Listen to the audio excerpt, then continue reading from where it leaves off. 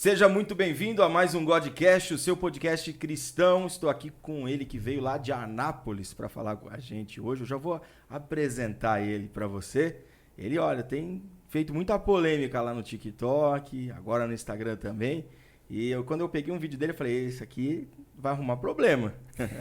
Começou a falar sobre salvação pela graça, com certeza os religiosos já começam a ficar possuídos, né? Mas antes eu quero falar sobre os nossos patrocinadores. O Creme Americano, uma base, várias possibilidades, que tem impulsionado a mensagem do Evangelho e o testemunho do Evangelho chegando aí na sua casa.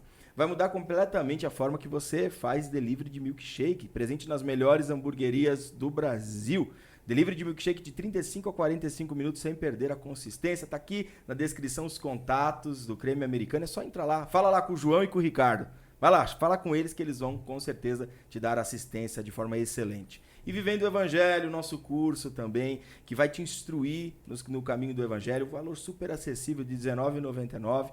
E este mês aqui nós estamos entregando o mapa mental do propósito. Para você descobrir qual é o seu propósito em Deus, chega de jabá, chega de propaganda. Tô com o Pablo Henke aqui, prazer, é um prazer te receber aqui, viu, amigo? Prazer é meu.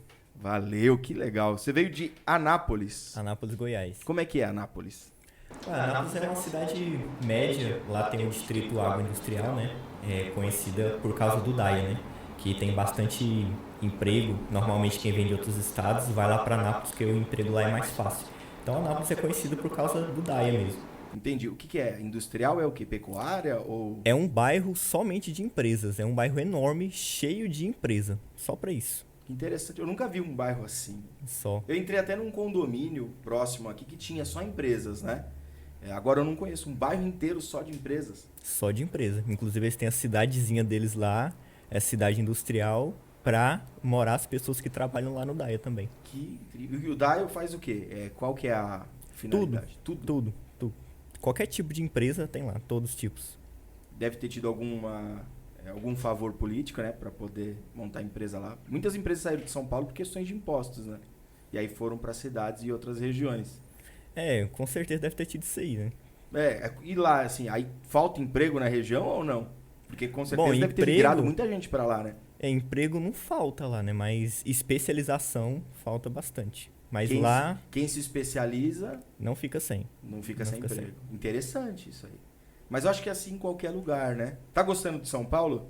Gostei bastante. Já tinha vindo para São Paulo? Primeira vez. Uhum. E aí? Falaram que você foi para 25 de março? Hoje? Fui. E aí? Primeiras impressões da 25 de março? Uai, se os crentes pregassem o evangelho igual os vendedores querem vender os produtos deles, o Brasil tava convertido. Tava salvo. Nossa, eu só olhava pras coisas, já me puxavam, chamavam, perguntavam o que eu queria. Fui tratado lá desse jeito.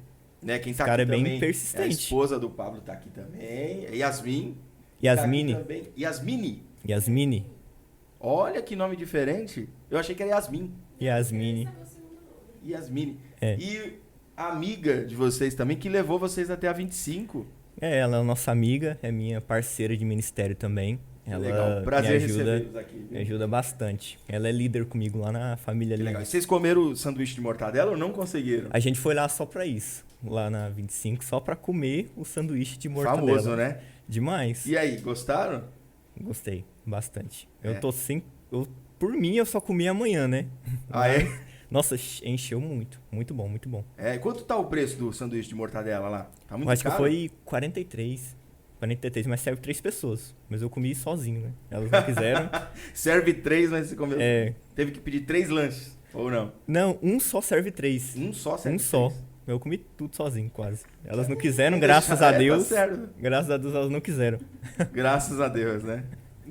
Não, o sanduíche de mortadela é famoso no Brasil inteiro, né? Até fora. Toda vez. A gente, na verdade, que tá em São Paulo, eu até falei isso pra você, né? A gente peca muito por não ir até os lugares. A gente não vai até a 25, a gente não vai até o Brás, vai muito pouco. Só vai na necessidade mesmo. Mas quem vem de fora vem para aproveitar. E aqui existem vários lugares legais assim. Demais. Tem lá 25, tem o Brás, tem agora o Pari também. Tem muitos outros. A Santa Efigênia, que só vende lá eletrônicos, computador e essas coisas. Você conseguiu comprar o boné, né? Tava na luta pelo boné. Esse aqui é o novo boné, o novo xodó. Ó, o Pablo não usa nada sem significado. É isso? Verdade. E esse boné aí? Qual é o significado? Me diga aí. Bom, o preto, né? O significado do preto é uma coisa mais misteriosa, né? E Jesus significa Jesus, né? O Filho de Deus que veio para Tá nos certo. salvar pela graça. Então, o mistério do Evangelho se revela em Jesus, que veio para nos salvar pela graça. Então, esse significado é seu para o que você compra, né? É meu pro que eu compro. Tudo tem que ter um Entendi. significado. Então, não importa o significado que a pessoa deu. Você O que importa é meu. ressignifica. Eu comprei é meu agora, né? Eu Pronto, dou o aí significado. você tá... E a pedra também, né? Essa pedra aqui é uma pedra de jaspe, né? Quando o João teve a visão, né, de Jesus, ele viu a pele de Jesus como uma pedra de jaspe, né? É marrom, né? É polêmico, mas... Que interessante, eu não sei nem onde vende uma pedra de jaspe. Você encontrou onde?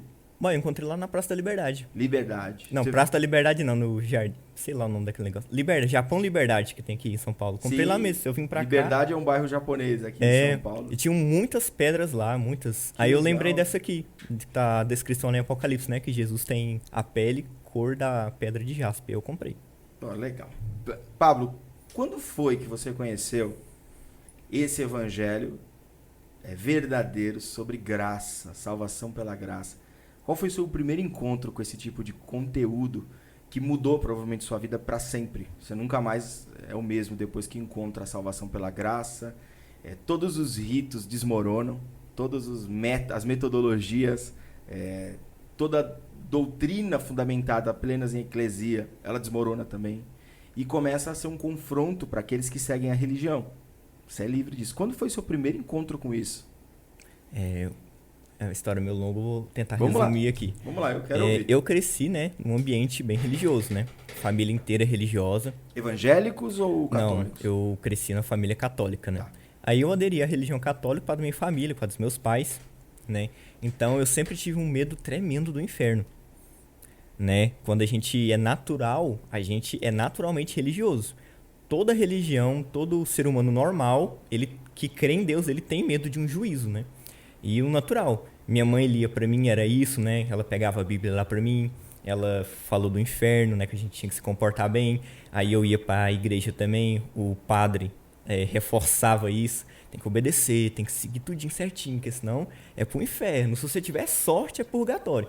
Aí eu cresci com esse medo tremendo do inferno. Olha, você tá falando, eu lembrei de Spurgeon. Porque Spurgeon foi para a ordem agostiniana por medo do inferno. Engraçado isso, né? Interessante, interessante. E o purgatório, então quer dizer que na sua concepção, eram dois níveis, tipo o inferno e o purgatório? Se tivesse sorte, você ia pro purgatório. Ah, então o purgatório é a sorte. É a sorte. Não, conta mais, eu quero saber. Aí eu era muito traumatizado com isso. Teve uma vez até que eu dormi chorando porque eu achei que eu ia morrer. Aí se eu morresse daquele jeito, né, criança, eu acho que já tava mais pré-adolescente. Eu dormi chorando assim, desesperado, com medo de morrer, de ir pro inferno. Aí, depois, né, desenrolando, eu troquei de igreja, fui pra Testemunho de Jeová, depois eu conheci a igreja evangélica. Aí quando eu conheci a igreja evangélica, eu fui no encontro com Deus, que nossos vizinhos nos convidaram pra ir. Aí lá eu decidi que eu queria ser crente, né, eu gostei bastante, eu nunca tinha ido numa igreja evangélica. Aí lá eu decidi, eu quero ser crente. Mas ainda não foi a minha experiência com o evangelho. Essa igreja que eu fui, eu não fui iluminado por Deus lá ainda a respeito do evangelho da graça. Mas eu decidi que eu queria ser cristão lá, evangélico, lá nessa igreja, nesse encontro. Porque a minha mãe também, foi nesse momento que ela também começou a se aproximar de Deus. Ela começou a ler a Bíblia, ela começou a orar, a fazer essas coisas práticas, né, que a gente se converte e faz como disciplinas, que são legais.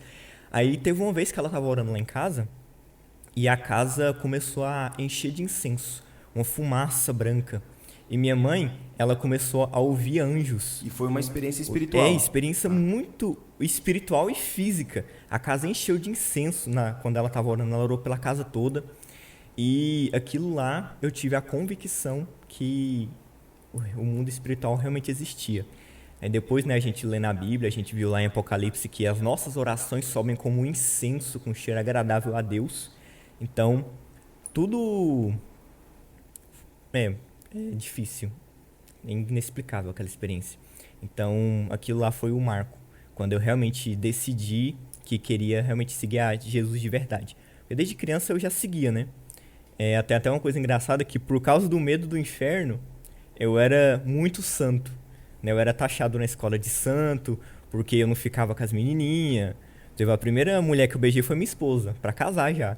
Então, mas isso tudo foi por causa do medo do inferno, não tem mérito nisso. Era pra agradar a Deus. Não foi nada sincero. Eu amava a mim mesmo por causa disso. Aí, nessa experiência eu decidi seguir a Deus mais, porque eu sabia que o mundo espiritual era real. E foi uma experiência coletiva, né? Eu e minha mãe tivemos juntos.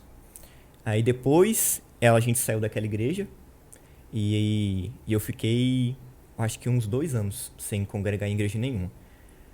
Aí depois eu orei, né, pra Deus, pra Ele me mandar pra um lugar que eu fosse ter amigos, que eu fosse conhecer o evangelho verdadeiro. Eu nem sabia que era o evangelho verdadeiro naquela época ainda, mas eu fiz essa oração. Essa igreja que vocês foram por encontro era uma igreja da visão celular, algum modelo assim? Tinha uma visão celular. Era uma visão celular. Aí eu fui convidado pra uma igreja, outra igreja em células, que meu tio, que morava em Goiânia, ele me indicou. Ele falou, Pablo, eu conheci uma igreja muito massa, você vai gostar. Eu acho que tem ela aqui em Anápolis. Aí ele falou, Ele falou o nome, né, da igreja. Aí eu falei, legal, depois eu vou lá. Se você tá falando que é boa, é boa. Aí na mesma semana eu fui pro colégio, eu ainda estudava nessa época, e uma pessoa dessa igreja me convidou pra ir pra célula. Aí eu falei, confirmação aqui. Eu já falei com a minha mãe, com meu pai, teve uma certa resistência, mas eles me liberaram pra eu ir. Aí foi nessa célula que eu compreendi o que era o evangelho, né? Pelo menos eu comecei. Porque tem a célula, eles explicam a palavra, eu achei isso bem legal, essa explicação. E o tema era graça, logo na célula que eu fui. Aí eles explicando a graça é um favor imerecido, ninguém aqui consegue merecer nada de Deus, então Ele nos dá porque Ele é bom. Basicamente ela estava explicando isso. Aí o que aconteceu? Ela perguntou pra mim, a primeira coisa que ela fez foi perguntar pra mim, Pablo, depois de tudo que eu falei, o que você entendeu aqui que eu tô explicando? O que é graça? Aí eu virei pra ela, depois de toda a explicação detalhada que ela deu, porque era uma célula evangelística, então é bem preparado. Aí eu virei pra ela e falei assim, graça é quando você faz algo pra Deus e Ele tá te devendo algo, aí Ele te dá a graça. Entendeu tudo? Entendi tudo. Todo mundo começou a rir de mim. Nossa, e eu falei com convicção, né? Que eu sabia que eu tava falando. Aí, nossa, foi muito engraçado. Mas isso fazia parte dos registros que você tinha anteriormente. Exatamente. A concepção de graça. A concepção de graça era outra. Outra. Então é difícil mudar. A pessoa explicou, ela explicou super bem o que era graça. Um favor imerecido, nós somos salvos pela graça, entendeu? É um dom gratuito. Mas como eu já estava enraizado no sistema religioso, de uma concepção errada da graça, então eu não entendi. Mesmo ela explicando. Você era um muro. É um muro. Tudo que ela falou bateu e você... foi e voltou. Não é. Então... Você sabe que esse é a grande maior parte do problema da pregação do evangelho hoje.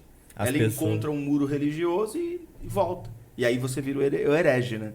Aí você é um herege. Mas foi bom pra mim isso, porque... E depois que você deu essa resposta, todo mundo riu. Acho que foi super positivo a resposta negativa de todo mundo. Foi bom pra mim, porque tava todo mundo rindo. Eu falei, bom...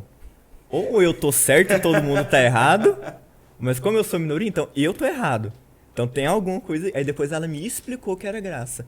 Depois daquele dia eu passei a congregar naquela igreja, né? Eu não aceitei de primeira. Eu ainda fiquei relutante. Eu ia culto após culto, eu fui no encontro com Deus que eles têm. Entendi, né? Foi lá que eu tive a minha experiência com o meu chamado. Teve um momento... Eu não chorei o encontro todo. Não chorei. Eu até achei que eu não era crente. Né? Todo mundo chorando, todo mundo caindo no chão, rolando, tendo o seu momento com Deus. E eu não tive nenhuma experiência, nada. Nem um arrepio. Eu achei que eu não era crente. Aí tem um momento lá que tem a unção da multiplicação. Eles chamam assim, né? A unção da multiplicação. Onde acendem umas velhinhas. Aí você pensa em pessoas que você quer salvar. Aquele momento lá foi outra chave na minha história que virou. Eu acendi minha velhinha e veio na minha mente meus amigos, meus familiares e uma vontade, indescritível de pregar, de salvar pessoas. Eu chorei, arrupiei, eu acho que Deus estava guardando, Deus me congelou o encontro inteiro para nesse momento Ele falou, olha, seu chamado é esse, pregar o evangelho para salvar pessoas. Aí teve outro encontro também que Deus usou um irmão lá para me dar uma visão. Ele me abraçou, eu não conhecia ele, então por isso que eu sei que é de Deus. Ele me abraçou e falou: Pablo, eu tô vendo que você é uma vela e que você acende muitas outras velas e é um ambiente muito escuro. Através de você, que é uma vela, vão vir outras velas que vão acender outras. Aí eu comecei a chorar de novo, porque não tinha como ele saber. Foi algo muito íntimo meu com Deus, essa parte do encontro. A única parte que eu chorei, que eu senti alguma coisa que veio realmente do Espírito Santo. Aí então eu entendi que o meu chamado era esse: pregar o evangelho e treinar outras pessoas para também pregarem esse evangelho. Aí só depois disso que eu fui num culto e o pastor estava pregando sobre Hebreus 10. O Hebreus 10 foi o capítulo do meu entendimento do evangelho, que fala do princípio do representante. Porque até então eu olhava para mim, né? Eu já estava nessa visão, né, da graça, eu já entendia um pouco, mas eu ainda estava naquela, graça, mas eu também devo fazer alguma coisa. Não deve ser 100% de graça. Tem a minha parcela ali, né? Se eu, né, fizer tudo errado, não é possível. Eu ainda tinha isso, mas eu já estava aceitando. Aí ele começou a pregar sobre Hebreus 10, falando do princípio do representante, que o sacerdote, né, que era o representante do povo, entrava no Santo dos Santos, oferecia um sacrifício por ele e pelo povo, e aquele sacrifício perdoaria o pecado do povo por 1 ano. Então, já começa a falar, né? Pecados perdoados por 1 ano. Né? Isso era na Antiga Aliança. Começa assim o Hebreus 10. E depois, o sumo sacerdote, ele que era o representante do povo, Deus trataria o povo da mesma forma que tratava o sacerdote. Então, tipo assim, quem oferece o sacrifício pelo pecado é o sacerdote. O povo não faz nada. O povo só aceita e torce para dar certo.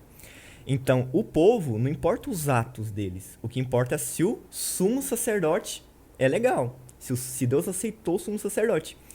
Aí depois que o autor de Hebreus explica isso, ele continua: Jesus é superior, Jesus é o sumo sacerdote perfeito, que ofereceu um sacrifício perfeito que perdoa os pecados para sempre, definitivamente de uma vez por todas.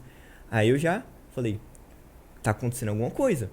Aí o autor continua: e melhor, quando Deus olha para você, ele não vê mais você, ele vê o seu sumo sacerdote Jesus. Jesus é justo, Jesus é salvo, Jesus é abençoado, Jesus não vai perder a salvação dele. Quando Deus olha para você, ele não vê mais seus erros, ele vê Jesus. Aí foi nesse momento que eu tive o ápice, né, da minha convicção da minha salvação. A partir desse momento aí eu me apaixonei por esse evangelho, me apaixonei por essa graça, e eu acho que faz uns 6, 7 anos isso que aconteceu. Então, de lá para cá eu só venho estudando esse evangelho, falando com meus amigos, e foi assim que eu conheci. Incrível. Foi todo um processo. Não, né? mas é uma história incrível, uma história incrível. Tá resumido. Sim, é difícil se desconectar de Deuteronômio, onde demais. O Senhor só te abençoará se você cumprir a obediência à aliança, né? E senão, as causas vão ser terríveis, né? Demais. E quando realmente você vê em Hebreus, né, a explicação em Hebreus é lógico, né? A carta aos Hebreus é aos Hebreus realmente, que com certeza é a carta uma das mais complicadas, eu acredito que, para ler, porque ela fala exatamente com essa muralha que era o povo hebreu. Muralha cheia de tradições, e não eram tradições ruins. E aí que é o problema. Não é uma tradição ruim, é uma tradição boa. É uma tradição comum, que eles já estão acostumados há milhares de anos viver naquela tradição. E aí vem Jesus e diz assim, a partir de agora a tradição acabou. Esse método acabou, porque agora é definitivo. E esse processo de transformação que aconteceu com você, eu vi que aí você teve experiências espirituais, experiências que aconteceram ao longo da sua jornada, né? Muita gente não acredita em experiências espirituais, né? Muita gente, eu não acredito. Mas acontece. Elas não são base para a nossa vida. Sim. Mas elas nos ajudam em alguns momentos, né? São pontos de misericórdia que o Senhor nos traz um impacto, né?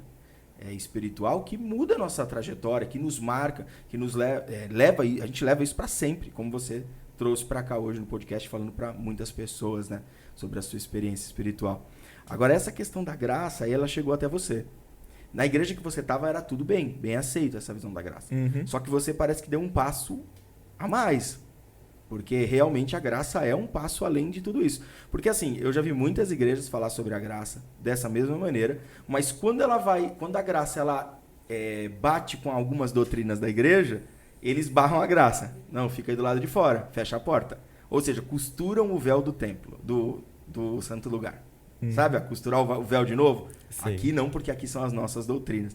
E quando você se deparou com esse desafio, tipo, a pessoa olhou e falou, Pablo, você tá viajando? Você tá graça demais. Tá com graça, né?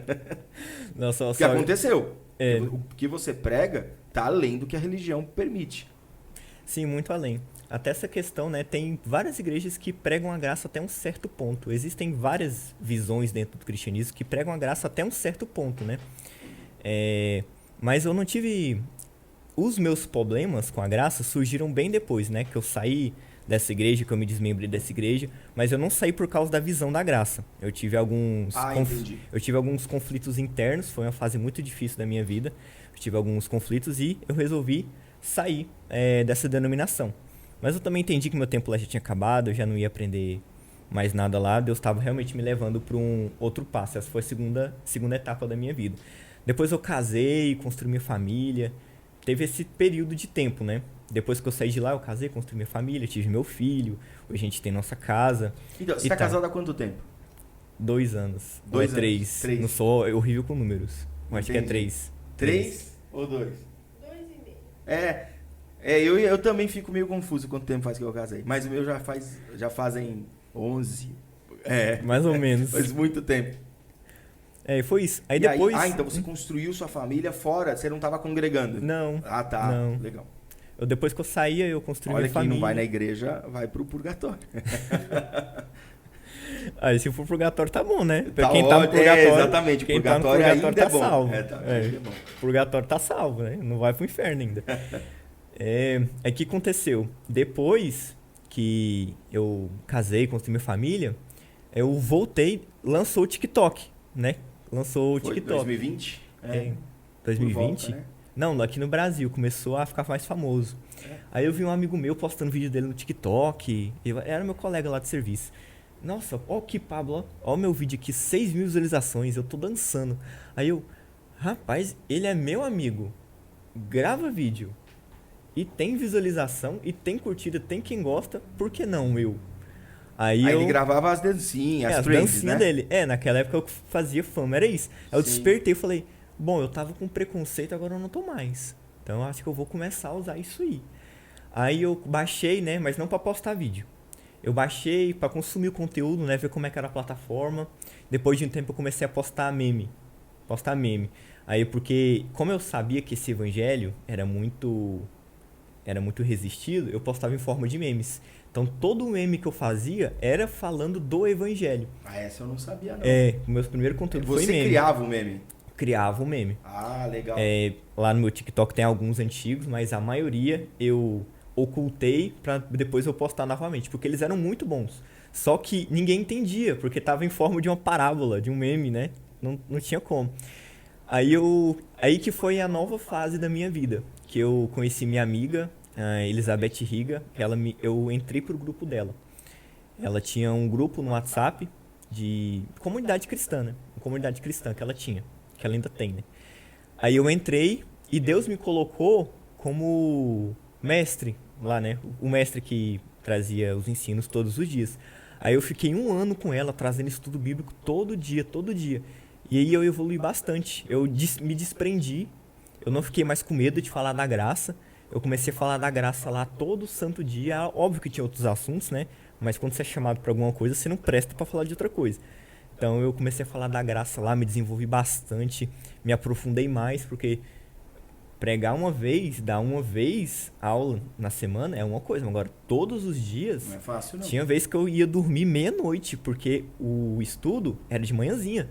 Então eu comecei a dormir mal por causa disso, mas realmente eu tive um aprendizado muito bom nesse tempo que eu passei lá com ela e que eu evolui bastante. Aí depois disso, eu abri o meu próprio grupo, meu próprio ministério, minha própria comunidade. Inclusive, que eu tenho lá 5 líderes comigo que me ajudam nesse ministério, onde a gente só fala da nova aliança, só fala da graça, só fala do evangelho. E foi quando eu saí, né, do grupo da Elizabeth, que lá tem um tempo, né? Aquilo ela tem uma comunidade de treinamento. né? Eu já fui treinado para falar, depois eu comecei a gravar meus vídeos. E hoje eu tô lá com o meu ministério, que a gente... E é pelo WhatsApp? Não, Grupo do WhatsApp, a gente pessoal. é um grupo pessoal. Presencial. Não, é um grupo pessoal. Pessoal. Um grupo privado. Privado. Entendeu? Onde só não é aberto para todo mundo, mas não é qualquer pessoa que entra. Entendeu? Tem um filtro, né? Tem um filtro enorme para entrar. Porque, infelizmente, hoje tá tendo muita doutrina aí que não é o evangelho. Tem muitas pessoas que falam, isso que eu prego é graça, mas não é graça nenhuma. A pessoa tá pegando um liberalismo em forma de graça, uma libertinagem em forma de graça. Tem gente que fala, não, a Bíblia não é a palavra de Deus, não. A Bíblia não é regra de fé, não. Entendeu? Isso não é graça nenhuma. Entendeu? Isso é uma desgraça. Tá desqualificando a graça total. Então, quando a pessoa vai entrar, eu já falo, olha, aqui é para quem crê que a Bíblia é uma regra de fé. Aqui é para quem crê que... ou para quem quer ter certeza da salvação. Então, tem todo um protocolo que entra no nosso Ministério de Ensino, porque como é um ensino gratuito, tem que ter esse filtro. Né? Se fosse pago, o filtro é o pagamento. O filtro é o pagamento. Então, ninguém vai investir em algo só para ir lá causar. Quem vai investir vai querer investir na própria vida, né? Como não é pago, a gente tem uma cautela eu vejo grande. bem isso. A questão da graça é assim. É lógico, nós temos aquele movimento que é o liberalismo. Já me chamaram de liberal porque as pessoas confundem a graça com o liberalismo. Por não entender o liberalismo, aí, isso é liberal, pastor liberal. Mas na verdade não, na verdade a gente só compreende a palavra de Deus. Uhum. Mas as igrejas, a maioria das igrejas, quando digo igreja é templo, né? A denominação, com nome, tudo, né? A graça para na onde a doutrina começa. Então a doutrina ela está sempre acima da graça, que é como alguns temas. Eu vou falar aqui sobre esses temas para você dá a resposta que você pensa. Por exemplo, ceia. Ceia. Ceia do Senhor. Agora eu vou falar um pouquinho sobre a ceia. Todo então, mês, toda semana, todo ano. Porque assim, tem igreja que é todo ano, uma vez por ano. Tem igreja que é todo mês. Eu conheci igreja que era todo domingo. E você o que pensa de ceia? Porque assim, né, graça tem um pensamento sobre ceia. Uma maneira, a Bíblia, na verdade, nos traz uma informação sobre ceia. Quem não toma, quem não toma ceia não toca no louvor, essas coisas, entendeu, né? É ali que a graça esbarra. Essa questão da ceia, a gente precisa ser bem bíblico, né? O problema das igrejas em questão da ceia é que elas não são bíblicas. Elas pegam um versículo isolado ali da ceia, não tome indignamente, examine-se a si mesmo e interpretam como elas querem. Entendeu? Elas não fazem uma boa interpretação do capítulo todo. Essa questão, e quantas vezes fazer a ceia, né? A Bíblia não fala quantas vezes fazer a ceia. Jesus falou, todas as vezes que vocês se reunirem em meu nome, ceie. Então é todas as vezes. Então a gente tem aí uma liberdade para fazer a ceia quantas as vezes a gente quiser. Entendeu? Então não tem essa, vou fazer uma vez no mês, vou fazer todos os domingos, entendeu? Você é livre para fazer quantas vezes você quiser. Uma vez no ano, você também é livre para fazer. Então, nesse quesito aí, nenhuma das igrejas estão erradas. Pode fazer quando quiser. E quanto a essas regras, porque assim, a maioria das pessoas traduzem dessa maneira. Quem não toma ceia não está com comunhão com o corpo de Cristo, que é a igreja. E quanto a esse tipo de doutrina? Tem que tomar a ceia para fazer parte do corpo. Senão, por exemplo, quem não toma ceia não participa do ministério.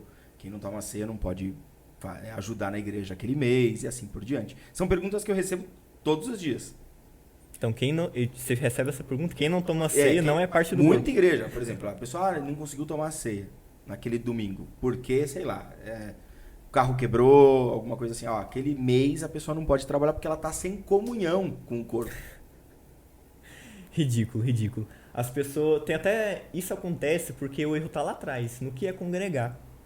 Né? As pessoas não sabem o que é congregar. Quando eu falo, não, é necessário congregar, aí já vem as pessoas que são revoltadas contra a igreja, que já acham que congregar é frequentar um templo. Mas não é isso. Tem muita gente que está dentro de templo que não congrega.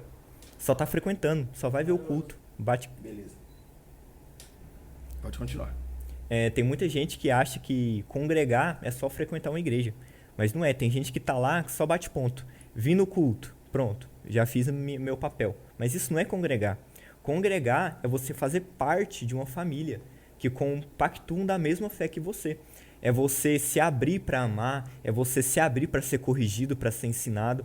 congregar é muito mais que participar de uma igreja física. É você servir, é você se deixar ser servido, é você edificar o seu irmão com seus dons.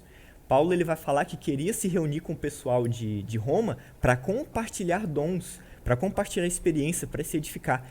Isso é congregar. Então, quando a gente limita o congregar a um simples ritual, porque hoje o que a gente tem nas igrejas é um ritual, não é comunhão. Como a gente vai ver lá em Corinto, né, na carta de Paulo aos Coríntios, a ceia é um momento de comunhão, onde eles se reuniam, tinha um banquete, era muita comida, era um momento de alegria. Então a repreensão de Paulo foi que eles estavam sendo alegres demais. A bronca. Foi uma bronca. Olha, a ceia ela é para vocês se reunirem como corpo, para vocês compartilharem alimento, compartilharem experiências, vocês estão extrapolando isso. Vocês estão, uns se embriagam, outros comem muito, outros não comem nada. Entendeu? Vocês não estão examinando o corpo de Cristo. Entendeu? Aí ele fala, examine-se, pois, o homem a si mesmo. Entendeu? Será que você está examinando o corpo? Você está discernindo o corpo? Então, a gente precisa se examinar na hora da ceia se a gente está tendo comunhão. Então, não é quem toma ceia que tem comunhão. É quem tem comunhão que toma ceia. A ceia é para membros do corpo. A ceia é para todo aquele que crê em Jesus como Salvador e que é parte do corpo. Então, não é quem é membro de uma igreja que é membro do corpo. É quem crê em Jesus como o único e suficiente Salvador que é membro do corpo e ele está liberado para tomar a ceia. Então, quem faz a nossa reconexão, a nossa comunhão com Deus é Jesus. Não é a ceia, não é frequentar. Mas o problema está lá atrás, né? A gente não sabe o que é congregar de verdade. Então, as pessoas de dentro da igreja têm que aprender o que é congregar. A ceia virou um ritual, né? Vira um ritual. Não tem sentido nenhum. Sacramentaram, na verdade, a ceia. Fizeram a ceia, da ceia à hóstia. Ganhou esse significado do obrigado. Só não falam sobre transubstanciação porque tá fora de moda, né? Fora de moda. Porque se tivesse, né? Se a gente tivesse aí em 1800 e alguma coisinha, provavelmente todo mundo falaria só sobre a transubstanciação, que é o corpo, é o sangue, né? E o pior que transformaram a ceia em uma lembrança de morte, sendo que a ceia é uma lembrança de alegria.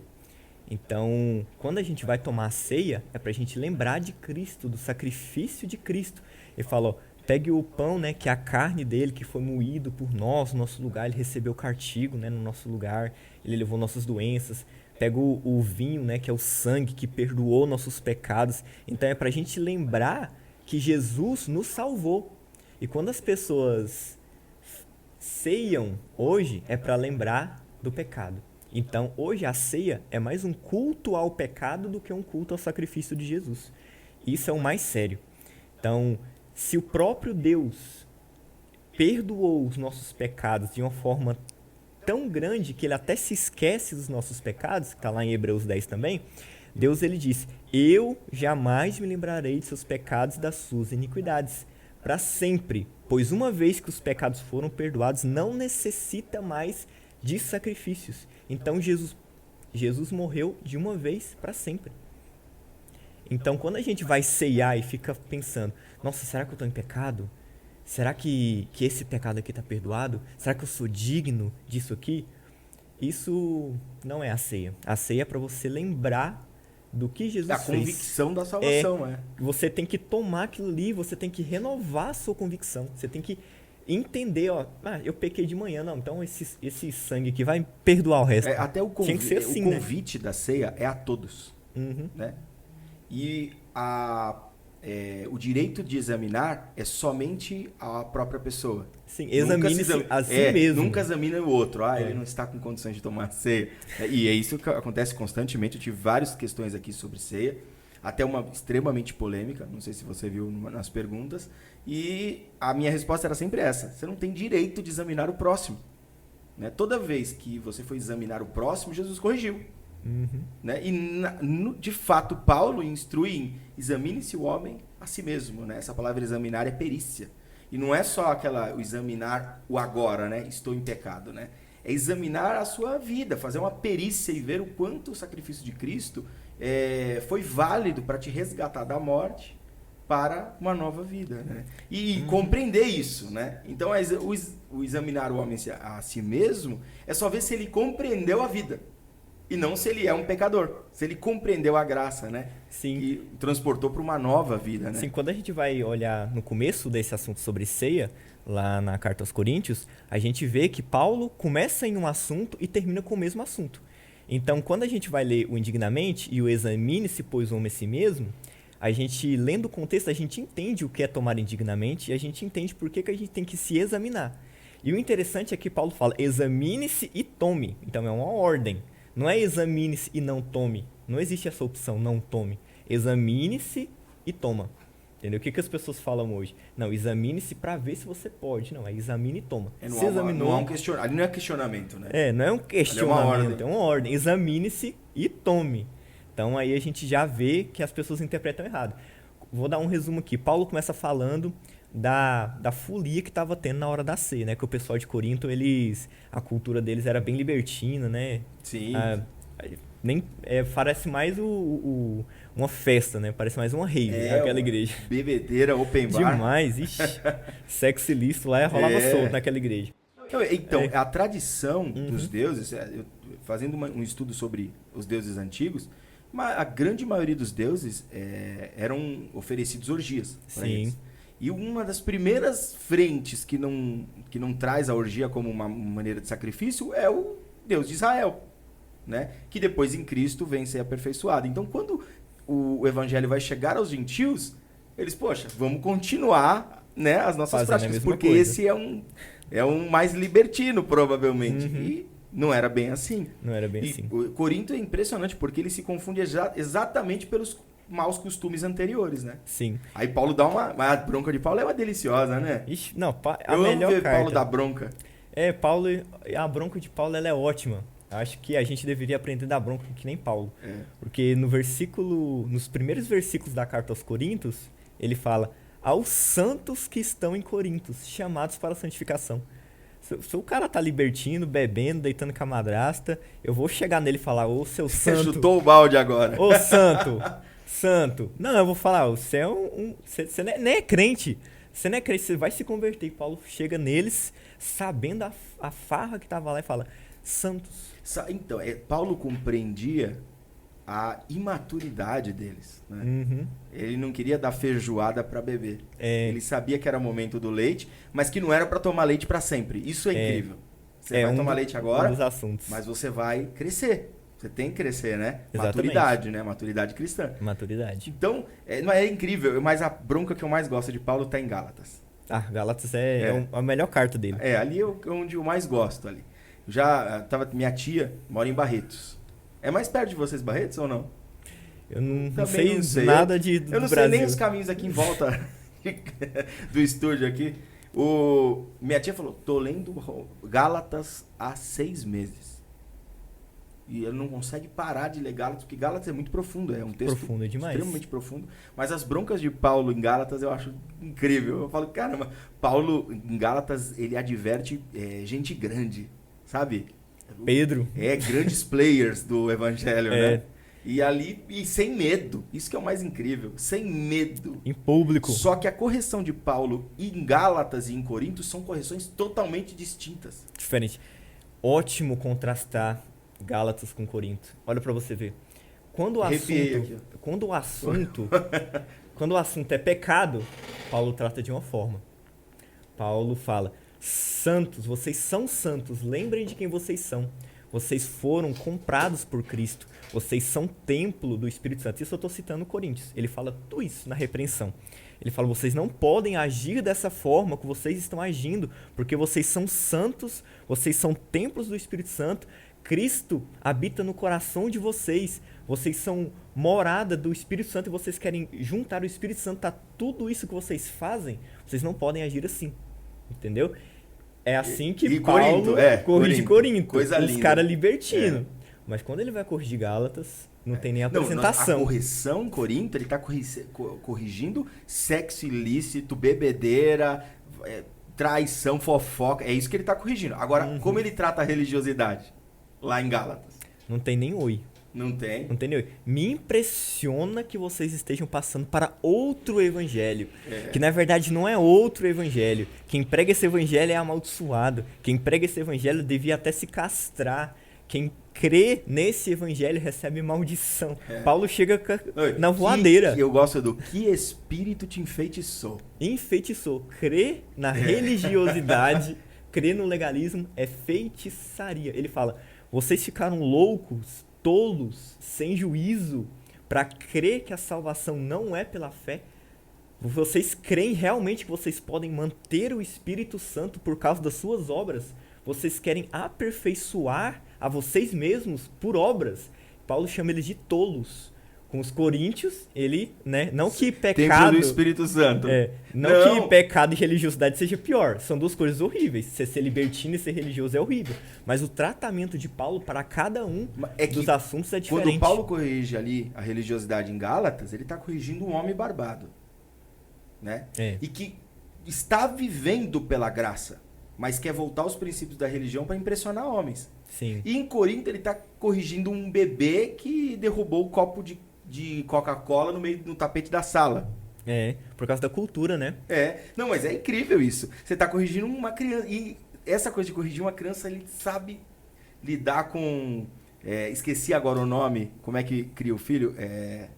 Vocês estavam até conversando ontem, dormiu. A Má estava conversando com a Yasmin ontem. Disciplina positiva? Disciplina positiva, né?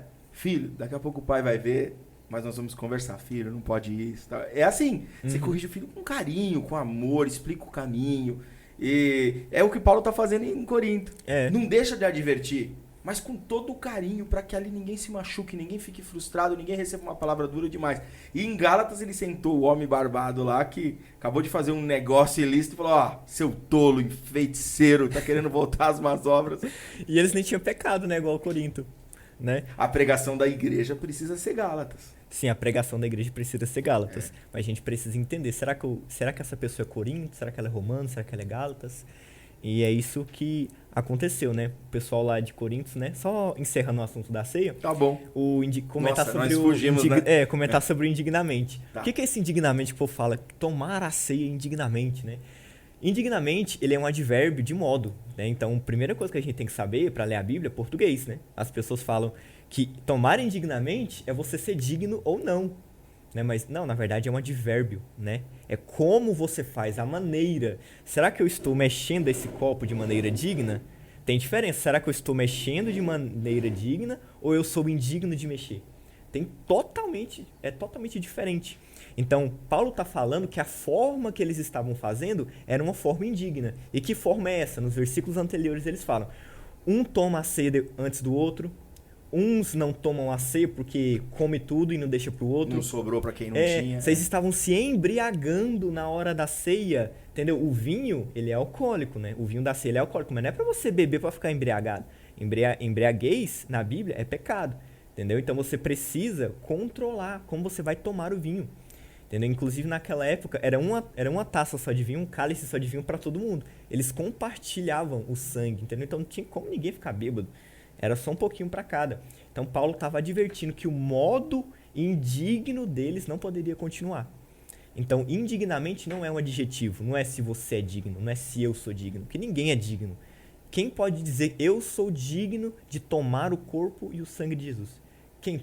Quem é desse nível? Não tem. Não existe. Não existe. Todos pecaram e carecem. Não existe. Então, indignamente é um advérbio de modo. Então, será que eu estou fazendo de forma digna? Será que eu estou esperando o meu irmão? Será que eu tenho comunhão com essa igreja que eu estou participando? Então, a gente precisa fazer de forma digna. E ele fala, examine-se, pois, o homem a si mesmo. Entendeu? Então, você precisa examinar você mesmo. Você vai ver que você é um pobre, miserável pecador que precisa daquele sangue, entendeu? Será que eu estou esperando o meu irmão? Então você tem que se examinar, entendeu? Não é questão de pecado, porque a ceia é para lembrar que seus pecados foram perdoados, não é para lembrar que você tem pecado. Então, e quando ele fala, né, você precisa discernir o corpo de Cristo. Não é pegar o pãozinho e falar, isso aqui é o corpo, discernir e vou comer. Não, é válido também? É claro, né? Você não vai tomar a ceia não sabendo o que é o pão e o vinho. Você precisa discernir que aquilo ali é o sangue e o corpo. Mas o corpo que ele fala ali é mais profundo. O corpo é o corpo de Cristo. Você precisa discernir o corpo. Depois que você discerne essas coisas, você toma a ceia de forma digna, entendeu? E você examinou tudo da forma correta. Então, assim que ele advertiu o pessoal de Corinto... Não que seja errado a igreja dar o pãozinho e o suco, é uma boa representatividade, né? Sim. É legal, não é ruim. Até para a pessoa, então tem que parar com isso, não precisa ser radical quanto a isso. É uma coisa simples, é uma coisa legal. É uma prática legal. Saudável até, mas não se resume a isso. Não se resume a isso. É muito o além problema disso. É porque tem extremos hoje na igreja, né? Tem os teólogos que falam, se você não tomar a ceia, você não é membro do corpo de Cristo. Se você tiver em pecado, também não toma. Aí vem as outras pessoas que são traumatizadas com esse sistema religioso que querem remover a ceia. Tem gente que fala que ceia é um ritual e que se você fizer a ceia é atitude de apostasia. As pessoas falam que não existe ceia. Eu nunca vi essa frente. Como eu sou bem neutro, né, lá nas minhas redes sociais. Eu não trato desses assuntos. Mas no meu privado, várias vezes, Pablo, o que você pensa sobre ceia? Eu nunca vi esse tipo de vertente. Sério, tem ceia, batismo, jejum, tudo isso tem uma linha teológica que diz que tudo isso é do demônio. E tem a outra que diz que se você não for santo o suficiente, você não pode fazer essas coisas. Então, hoje, quando a gente está no Evangelho, a gente não pode ser extremista. Entendeu? A gente precisa ficar centrado em Cristo, centrado na graça. E ser bíblico. A partir do momento que você fala que a Bíblia não é nossa regra de fé, você pode inventar qualquer coisa. Você pode dizer que ceia é do demônio, que batismo é apostasia, que jejum é sacrifício para você conquistar coisas de Deus.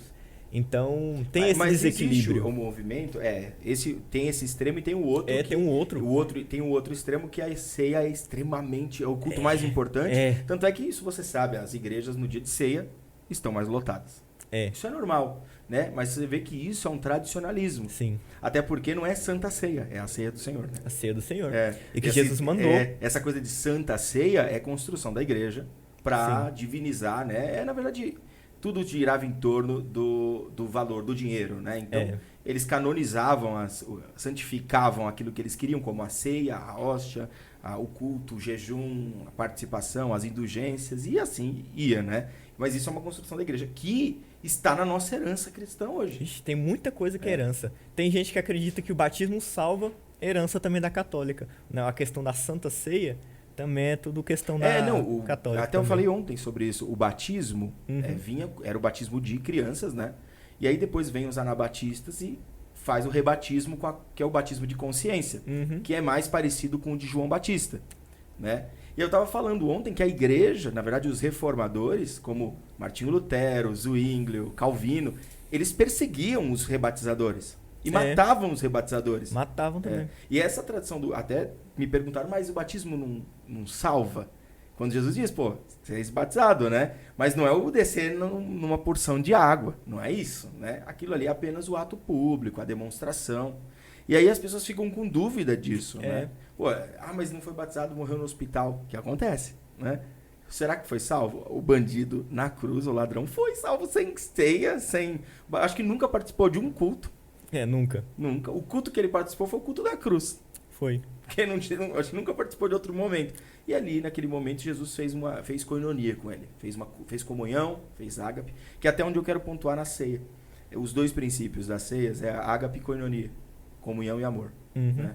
E aí é o que Paulo corrige baseado nesses dois princípios. Poxa, você trouxe... Os ricos traziam muita comida, mas comia tudo que trazia. E os que não tinham condições, que é um fator social, os que não tinham condições não comiam, porque quando chegavam já não tinha mais morriam, nada. Né? Eles morriam. Paulo falou, muitos já dormem. Entendeu? Tinha gente morrendo de fome na hora da ceia. Isso não é comunhão. Isso é tomar indignamente. Deixando o seu irmão com fome. E aí, depois você já emenda o jejum verdadeiro. E quem é o Pablo, por exemplo, quando postou o primeiro vídeo no TikTok lá e ele viralizou? Como é que foi? Nossa, o primeiro vídeo que viralizou foi Deus que me deu a palavra. Entendeu? Até toda essa questão, o Espírito Santo falou na sua cabeça. Bora entrar nessa questão aqui agora. Inclusive, eu sou muito bíblico. Eu sempre fui esse cara da Bíblia. Não, você tá me falando assim, mas onde é que tá na Bíblia? Você consegue me provar isso aí que você tá falando na Bíblia? Tem algum conceito, algum princípio, algum versículo pra eu ir lá e ler o capítulo inteiro? Não tem esse negócio de versículo isolado, né? Tem que ler o capítulo todo. Eu sempre fui assim. Aí teve uma vez que me perguntaram, né? Quando eu comecei a gravar vídeos pro TikTok, parei de postar meme, parei de fazer esse tipo de conteúdo, falando, agora eu vou colocar minha cara aqui. Vou gravar vídeo falando. Começou a vir aquelas questões, né? Ah, mas a fé sem obras é morta, até o diabo crê. Não, tem que batizar sim. Aí o primeiro que passou de 10 mil visualizações foi até o diabo crê, que eu tava explicando, né? Por que que o diabo crê em Deus, mas ele não pode ser salvo? E isso foi o Espírito Santo que me deu essa palavra. Ele que me ensinou na hora. Eu vi lá nos comentários, né? Um moço comentou, não é só crer não, Pablo. Sabe por quê? Porque até o diabo crê. Dentro da sua visão, o diabo estaria salvo. Aí eu falei, nossa, meu Deus, agora ele me apertou aqui. Agora eu não tenho resposta. E aí, Espírito Santo, o que eu respondo? Eu fiquei com isso na cabeça. Falei, rapaz, até o diabo crê. Então se é pela fé. Aí o Espírito Santo falou no meu coração. É pela fé para os seres humanos. Jesus morreu pelos seres humanos. Jesus se tornou homem e morreu pelos pecados dos homens, né? Homens é a humanidade. Por isso que só os homens podem crer para serem salvos. Aí eu falei, nossa, faz sentido. Mas eu não posso gravar um vídeo falando isso. Cadê na Bíblia? Aí ele falou, vai ler Hebreus. Hebreus, top demais Hebreus. Aí eu comecei a ler Hebreus do início, né? Ele só falou o livro. O meu Espírito Santo, ele não facilita. Deu um trabalho. Ele não facilita, né? Ele falou, mas ele não facilita. Ler Hebreus é uma coisa. Estudar Hebreus... é outra. Ixi, aí você pode colocar ano de estudo. Anos mesmo. Não é à toa que é considerado o livro mais difícil de se compreender da Bíblia, né? É Hebreus. Aí eu comecei a ler capítulo 1, achei bem legal. Reaprendi algumas coisas, né? Eu já tinha lido antes, mas a gente esquece. Aí eu cheguei no capítulo 2, 3, 4. Aí eu falei, meu Deus, é isso aqui, ó. Tive que voltar lá no capítulo 2. Porque ele falou, Pablo, você passou. Tinha que voltar lá no capítulo 2. Aí eu voltei lá no capítulo 2 e estava escrito lá que Jesus morreu pelos descendentes de Abraão. E os descendentes de Abraão teriam seus pecados perdoados porque Jesus se tornou homem para morrer pelos pecados dos homens. E o autor de Hebreus ainda fala, não foi para salvar anjos, foi para salvar homens. Aí tudo que o Espírito Santo tinha me falado estava lá em Hebreus, entendeu? É no capítulo 2 e no 4, não tô lembrado aqui, porque eu ainda estou estudando Hebreus de novo. Estou estudando Hebreus até hoje, depois disso. Daqui 20 anos. Eu ainda vou estar estudando Hebreus. Você está estudando o quê? Estudando Hebreus. Nossa, eu não parei mais. Hebreus, aí o Espírito Santo, quando ele te fala alguma coisa, tem que estar na Bíblia. Entendeu? Não tem esse negócio, eu tive uma revelação nova. Não, tá lá. Não existe. Entendeu? Então, tudo que o Espírito Santo falou, meu coração, estava lá, em Hebreus. Ele veio, se transformou em homem para ajudar os homens, para pagar os pecados dos homens. E está bem explícito, ele não veio ajudar anjos. E os demônios são o quê? Anjos caídos. Então, o diabo pode crer o tanto que ele for. Ele nunca será salvo, porque a salvação pela graça, por meio da fé, é só para quem é homem. Quem pensa que o diabo vai ser salvo são os universalistas. Que até eu já o diabo isso. vai ser salvo no último dia, né? Não, pelo amor de Deus. Tem nem base pra isso, né? Você pensa o que aí que tá em casa aí, ó? Deixa nos comentários aí. É uma loucura isso aí, né? Posta o versículo. Não, e fora esse pessoal universalista, eles têm uma base. É lógico que existem muitos textos por pretextos, mas eles trazem base, eles trazem coisas que... E o processo de convencimento fica muito forte. Fica muito forte. Mas não é bíblico, né? Se você ler o contexto ali, eles sempre dão versículos, mas se você ler o contexto ali, você Eu tenho uma palavra, eu ainda não gravei essa palavra, eu já anunciei ela em vários lugares, mas nunca gravei, que é um vídeo também, que chama Diabólica Base Bíblica. Nossa, já vi que vai ser massa. Você sabe o que é a Diabólica Base Bíblica? Quando fala, você já sabe, né? Pessoas que usam das bases bíblicas, aquele versículo isolado para confirmar o que ele quer dizer. A pessoa não vai... examinar a Bíblia para ver se ela tá errada. Ela vai achar na Bíblia algo para ter certeza que ela tá certa. Ela tá certa, Isso Quantas horrível. vezes eu já não tive uma emoção, sabe, um texto, pensava, nossa, que emoção, que vai ser lindo, essa explicação vai ficar maravilhosa, as pessoas vão chorar. Aí quando você vai na Bíblia, não tem nada a ver com aquilo. Nada a ver. E eu olhei e falei, joga no lixo. Joga no lixo. É só emoção. Joga no lixo. Inclusive A Bíblia é soberana, né? A gente tem esse na Reforma, né? Sola Fide, Sola Escritura, Solus Christus, Sola Deo Gloria, Sola Fide. E se a gente não entende... Eu acho esses 5 elementos da reforma incríveis, né? É lógico que a reforma tem muita coisa boa, existe muita coisa complexa, mas são homens de um tempo diferente do nosso também. Temos que compreender isso. Mas esses 5 pontos é incrível. Universal esse. É universal. Se você seguir eles, acabou. Só que é difícil, né? É difícil. Muitas vezes a gente quer que a Bíblia fale o que a gente quer dizer. Inclusive nesse processo, né, de reaprender coisas, inclusive na graça, no comecinho eu aprendi muita coisa errada ainda. Não, eu vou te falar uma outra questão. Assim, isso é do meu professor, eu peguei dele. Né, vou dar os direitos autorais depois, mas eu peguei dele. Ele falou, teologia é escrita a lápis com reticências. Até que você aprenda mais, é aquilo. Quando você aprender mais, apaga e continua. Ou continua. Isso faz todo sentido. A lápis com reticências. Professor Lourenço Estélio Rega. Quando ele disse isso, eu guardei, eu falei, eu nunca vou saber tudo e sempre eu vou saber um pouco mais. Toda vez que você lê de novo, estudar de novo, como por exemplo Hebreus, se você falar, vou me dedicar só a Hebreus, tem um professor meu também chamado Itamir Neves, que ele só prega as cartas de Paulo. Massa. Está há 40 anos estudando as cartas de Paulo e não acaba, são infinitas, né? Como os próprios evangelhos, né? As pessoas, nossa, como é simples o evangelho. Se você pega um texto de Jesus ali, as explicações deles, ela é simples, mas ao mesmo tempo isso é muito complexo. Se você começa a ver as palavras que Jesus usou, como ele usou, para que ele usou, ele é um gênio intelectual. Gênio. É um gênio. Você fala, caramba, ele sabia se posicionar de uma maneira assim para não acontecer isso, para acontecer isso, para atingir tal público. Isso é incrível. A palavra de Deus é muito profunda, né? Demais. E é nessa profundidade que a gente tem que caminhar. E saber sobre graça, e pregar sobre graça e viver a graça. É um desafio, né? O maior desafio é viver, né? Já é um desafio enorme conhecer, porque tem várias barreiras, né? Da religiosidade, nós mesmos.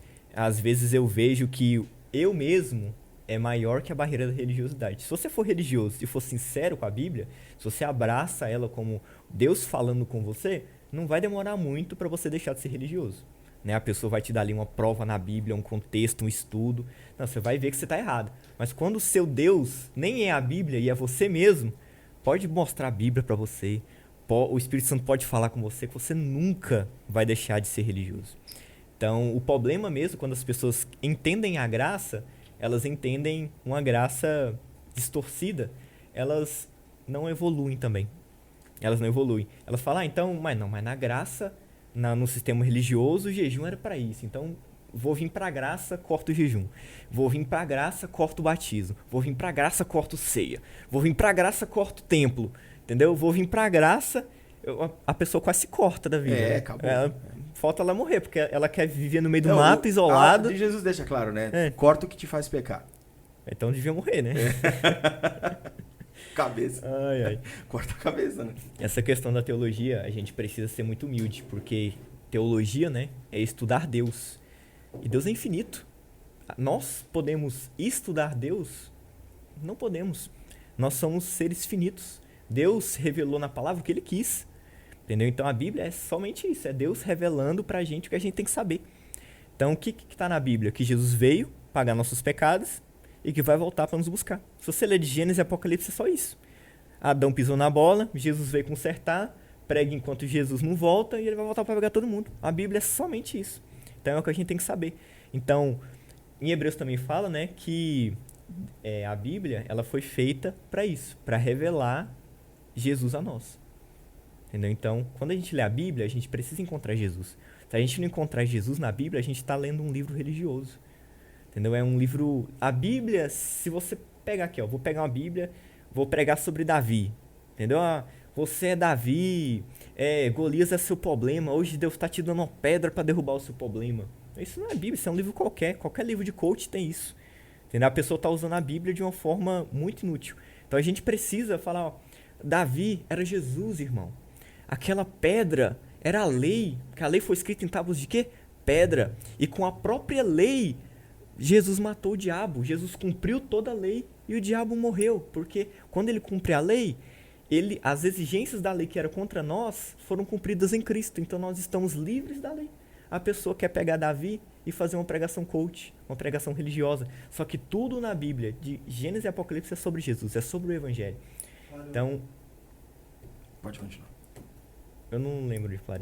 Você Tava falando falou. sobre Davi, né? Então é isso, Davi é Jesus. Ele pegou aquela pedra para matar o diabo, entendeu? Golias era o diabo. Então com a própria lei ele matou o diabo. E hoje a gente não precisa mais cumprir a lei, porque Jesus cumpriu a lei e usou essa lei para derrotar o próprio diabo. Entendeu? O matar aqui é figurativo, né? Matou Golias, é claro. Então a gente precisa pegar a Bíblia e usar ela da maneira correta. Tem pessoas que idolatram a Bíblia. Eu já vi isso. Tem pessoas que pegam a Bíblia e falam, não, Jesus falou isso, mas eu já tenho uma doutrina bíblica aqui que eu não vou abrir mão dela.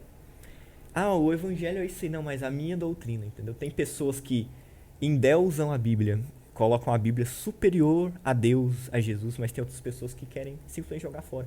Então esse é o problema que eu vejo hoje. As pessoas não são desequilibradas, elas não têm uma visão de Gênesis, de Apocalipse, não têm uma visão de nada. Elas simplesmente vê uma pregaçãozinha na internet, o cara lá é eloquente, ela acredita e ela começa a acreditar naquilo. Ela não pede base bíblica, o cara cita uns versículos tudo fora de contexto e a pessoa acredita. Fiz uma série de mensagens agora no mês de fevereiro que falava sobre aliança. E eu preguei lá em Abraão, mesmo, Gênesis 23, 12, Gênesis 12, na aliança. Só que se você não tiver Cristo como chave hermenêutica, você conta até uma história bonita. Até emociona, mas não transforma. Não. Não tem transformação. Então você tem que ter Cristo como sua chave hermenêutica de estudo, onde você vai compreender Abraão e o seu tempo à luz de Cristo Jesus, que é a nossa aliança eterna, superior. E aí, ao mesmo tempo, não tem como pregar só em Gênesis, porque se você usar só Gênesis é insuficiente. Você tem que ir lá para Hebreus para poder falar, ó, esse é o caminho dessa mensagem. Você tinha uma aliança anterior que era insuficiente, mas agora Cristo te levou para uma aliança que é mais do que suficiente, na verdade é mais superior àquela velha aliança. E aí, lógico, tudo deságua na graça que é dada por intermédio da fé. Não tem como. Você vai correndo, o final da mensagem ele é sempre o mesmo. Ele deságua na graça, salvação, transformação de vida, é isso. É complicado? Mas é lógico que é. É muito complicado. Principalmente compreender isso. Porque é muito mais fácil você falar que Abraão esperou as promessas e Deus cumpriu a promessa e Deus vai cumprir a promessa na vida do irmão que está assistindo. Faz até chorar. Essa mensagem faz chorar. Puxa, imagina a pessoa está esperando há tanto tempo algo que ele acredita que Deus prometeu para ele. E aí você fala para ele, Abraão recebeu a promessa. Todo mundo vibra, até tem aqueles mover, sabe? Galera, dá os gritos e tal. E não é que eu sou contra isso, eu acho que é legal o movimento emocional dentro da igreja. É bacana chorar. Quem não chora? Você chorou na da vela, né? Poxa, eu também choro, eu também me emociono, né? Mas além de tudo isso, o principal objetivo é ser transformado por esse evangelho para as boas obras, né? Não as obras que nos transformam, mas ser transformado para as boas obras. Sim. E aí eu fiz essa série, foi uma série muito gostosa de fazer, de realizar aqui uma série de mensagens. Só que é muito difícil. Porque você lê um tempo, um período, uma história, sabendo que tem um outro ponto lá. Então existem muitas coisas, eu vou falar isso, estou me confessando. A vontade que dá é esquecer o que está no futuro e pregar aqui esse momento, porque o momento ele é emocionante. Porque quando você leva para a hermenêutica no Jesus Cristo como chave hermenêutica, aquele espaço bonito vira uma instrução, uma correção, uma mudança de caminho.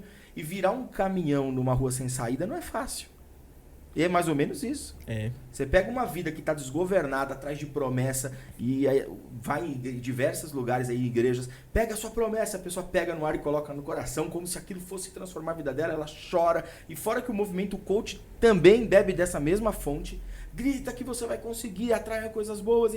Só que ela chega na igreja e você fala para ela, você vai ter que dar ré, voltar, virar esse caminhão de 2 eixos, nessa rua sem saída, e mesmo que rale o caminhão, fure o pneu, você vai ter que voltar. Esse é o evangelho. E é impressionante porque eu tenho construído isso aqui há um bom tempo na igreja. Você fez parte do culto ontem, né? Gostei. Não é simples. Para quem está ministrando, não é simples. É um desafio para a gente que está ministrando, né? Você que ministra o seu vídeo, coloca lá o seu vídeo. Poxa, toda vez que você termina de postar o vídeo, é um desafio. Você está lidando com os maiores inimigos das pessoas, que é o orgulho, o dinheiro, a vaidade, que as pessoas têm buscado hoje em igreja. E aí você fala, não, a graça é suficiente. Ou é de graça ou você não tem. Onde eu compro? Sendo que tudo é pago. De graça. É de graça? Não, é de graça. Então se é de graça não vale muito. É o pensamento humano. Infelizmente, é o pensamento humano. Só que esse de graça transforma. É transformador ouvir uma palavra verdadeira. E eu falo isso porque eu já assisti os seus vídeos e vejo que tem ali um caminho incrível para diversas pessoas. Quem está te seguindo, você tem tá chegando a 60 mil seguidores no momento, no TikTok lá. Vamos lá seguir o Pablo Henke lá no TikTok e no Instagram também. E Pablo, para encerrar isso aqui, eu quero que você deixe uma mensagem para as pessoas que te ouviram hoje aqui. Deixa aí uma mensagem de esperança ou para quem vai te seguir, o que eles vão encontrar lá na sua página, nas suas loucuras pelo Evangelho. Por favor. É a loucura do Evangelho, né? Paulo falou que ele usou os tolos para confundir os sábios. Então, o Evangelho ele é uma loucura. É a loucura de você não tem que pagar, porque Cristo já pagou tudo, né? É uma loucura de quem que é esse menino de boné que quer falar que os teólogos estão errados. Mas é isso. Deus usa qualquer um, quem está disponível. Se você hoje estiver disponível para Deus te usar, Ele vai te usar. Infelizmente, as pessoas que fazem muita teologia, elas ficam indisponíveis, porque é difícil você estar lá com o seu diploma e ter que falar, tudo que eu aprendi aqui é mentira. É difícil. É difícil. Mas Deus usa os disponíveis. Eu quero mandar um abraço também para meus amigos que se tornaram minha família, que é o pessoal da família Aliança, que não é mais só uma comunidade, não é mais só um grupinho, mas hoje eles se tornaram minha família. Realmente são meus amigos. Antes o grupo se chamava Nova Aliança, né? Grupo Nova Aliança. Mas hoje é Família Aliança. Porque lá realmente a gente congrega. Realmente existe uma congregação. E a gente congrega muito mais que muita igreja física por aí, viu? Então, é isso. Deixa Deus te usar. Da mesma forma que Ele está me usando. E é isso, que eu possa ser essa vela para te acender hoje. Amém. Amém. E esse movimento, eu vou chamar de movimento porque tem acontecido. Muitas pessoas que vieram aqui estão pensando dessa maneira. Pessoas que ainda não alcançaram a notoriedade da grande notoriedade nas redes sociais, estão crescendo e já existem muitas pessoas pregando exatamente a graça verdadeira de Cristo, mas ainda são anônimos. Sim. Mas nós estamos nos unindo, porque nós compartilhamos de pensamentos muito parecidos sobre o Evangelho, sobre a vida, que é o único, né? Na verdade, o único caminho, que é o que alivia o fardo.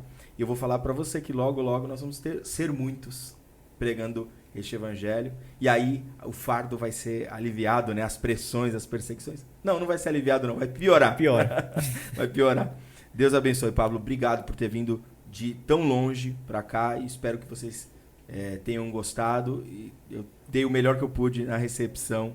Queria ter feito muito mais, ter passado um tempo com vocês, mas a vida aqui é bem corrida. Mas muito obrigado você e sua família. Agradeço mesmo. Estarei sempre orando por vocês. A gente continua se falando pelas redes sociais. Claro. E logo você vai estar aqui de novo, hein? Quem sabe num congresso aqui. É só chamar. Para pregar sobre graça, não é? Sobre a carta aos Hebreus. Ixi, pode escolher. Romanos, Gálatas ou Hebreus. Pode escolher. Deus abençoe. Aqui estamos fechando o Godcast dessa semana, seu podcast cristão, e mais uma vez lembrando dos nossos patrocinadores, que é o Creme Americano, uma base, várias possibilidades, e vivendo o Evangelho. É só você entrar agora no primeiro link aqui embaixo, vivendoevangelho.com.br, e aí você pode também fazer o seu download agora mesmo lá de material gratuito que eu deixei disponível lá para você, tá bom? Deus abençoe tua vida. Até o próximo Godcast, o seu podcast cristão. Tchau.